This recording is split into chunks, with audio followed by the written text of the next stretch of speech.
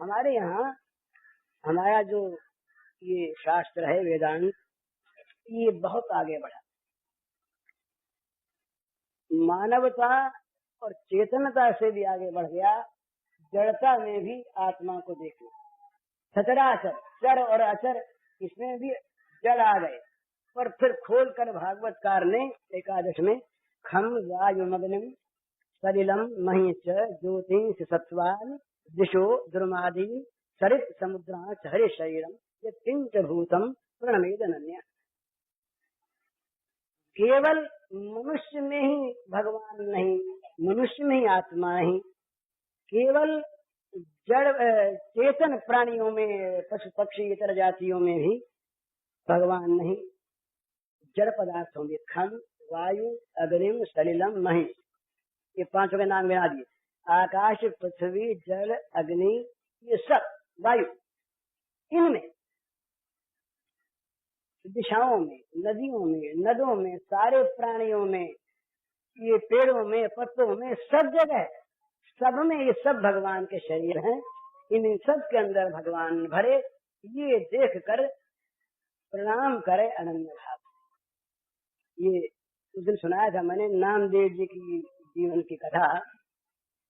नामदेव जी महाराज छोटे बच्चे रहे तो एक दिन एक छोटी सी कुल्हाड़ी लेकर के और यहाँ छीलने लगे अपने पैर।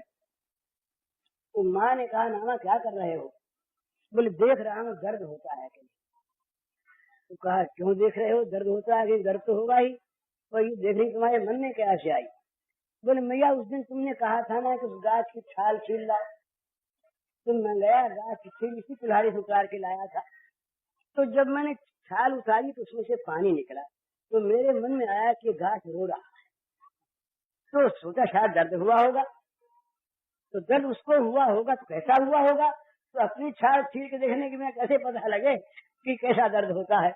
आत्म उपमेय सर्वत्र समम प्रसिद्ध योजना सुखम वा दुखम संयोग्य परम। अपने सुख दुख को दूसरे के सुख दुख के समान अपने सुख दुख को बनाओ। अब दूसरे के सुख दुख के साथ अपना मिलान करो, दूसरे के सुख दुख का अपने में अनुभव करो, तब पता लगेगा कि तुम सब में आत्मदर्शी योगी हो। तो ये चीज जब जीवन में उतरे तब असली चीज है, केवल वाणी में नहीं। अब आज का मानव जो है ना, आज का मानव ये इतना भौतिक हो गया है कि इतर जीवों की तो चर्चा ही नहीं। बेचारे जो ये पेड़ पत्ते हैं, जापान में पेड़ बहुत कम रह गए हैं और जापान में पक्षी बहुत कम, पक्षियों को मार मार के खा रहे महाराज। और ये बेचारे और जीव हैं, अब यहाँ से बंदर एक्सपोर्ट होते हैं। मनुष्य के लिए भला लेबोरेटरीज में बंदरों के साथ क्या क्या जुल्म होता है, इसका लिटरेचर मेरे पास, किस किस प्रकार से उनको उन पर अत्याचार करके उनको मारा जाता है। प्रयोग परीक्षण, गर्मी के, सुजाक के, आतशक के उनके अंदर कीटाणु भर दिए गए, फिर देखा जाता है कि उनमें किस तरह से वो लोग पैदा हुए, वो बेचारे मरते हैं बुरी तरह से, न मालूम क्या क्या होता है। अब तो मेंढकों का एक्सपोर्ट होने लगा, मेंढकों का एक्सपोर्ट होता है महाराज। मेंढक लोग विलायत भेजे जाते हैं और अपने यहाँ राज्य में मछली इंडस्ट्री, मुर्गा इंडस्ट्री है, ये सब पशुओं को, पक्षियों को मार मार कर उनके मांस खाने का प्रचार किया जाए, विस्तार किया जाए, वो धन कमाने की इंडस्ट्री। अब बहुत बड़े बड़े 4 कसाई खाने खुलने जा रहे हैं भारतवर्ष में, एक बम्बई में, एक कलकत्ते में, एक मद्रास में और एक दिल्ली में, 2-2 करोड़ रुपए की लागत।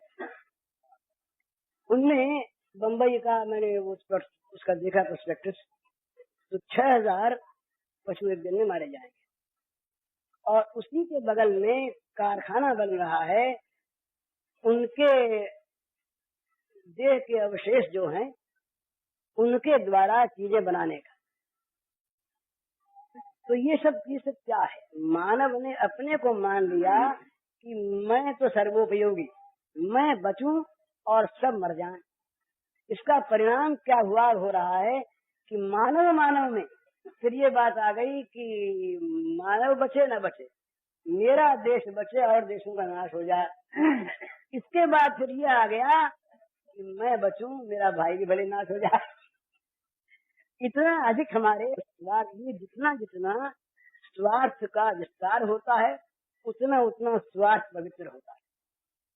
सारे जगत का स्वार्थ मेरा स्वार्थ, तो जगत का बुरा उसके द्वारा जानबूझकर नहीं होगा।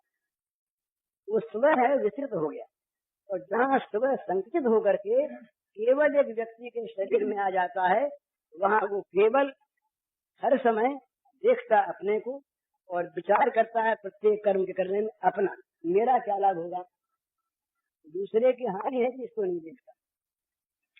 तो मनुष्य में जब तक ये भोगाकांक्षा रहती है और जब तक किसी भोग पदार्थ को लेकर अभिमान रहता है, तब तक वो इस मार्ग पर ठीक चल नहीं सकता।